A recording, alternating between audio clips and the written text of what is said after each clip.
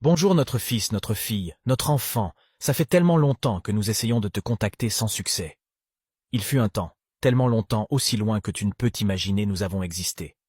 Durant cette période, nous avons été en contact direct avec l'être suprême que nous avons nommé différemment selon les régions du monde, et que toi, tu appelles aujourd'hui Dieu, que tu connais mal.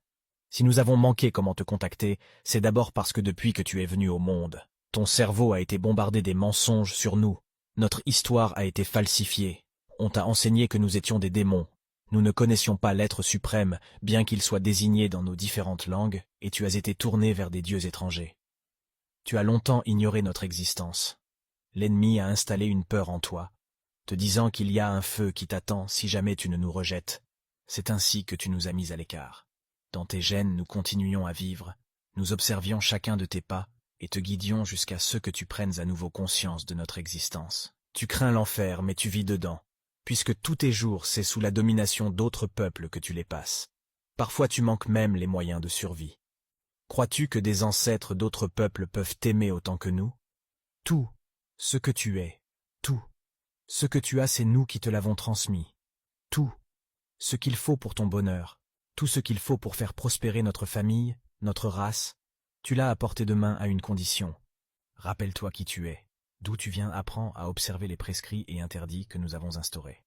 Sois une personne pieuse, pratique continuellement le bien, sois fier de ton identité. Apprends à connaître qui nous sommes. Durant notre époque, nous n'avions pas besoin de médicaments pour guérir. Seule la parole suffisait. Aucune épidémie ne pouvait nous décimer. Nous n'avions pas d'internet, mais communiquions en temps réel. La chirurgie n'avait aucune place puisque notre science est plus poussée jusqu'aujourd'hui.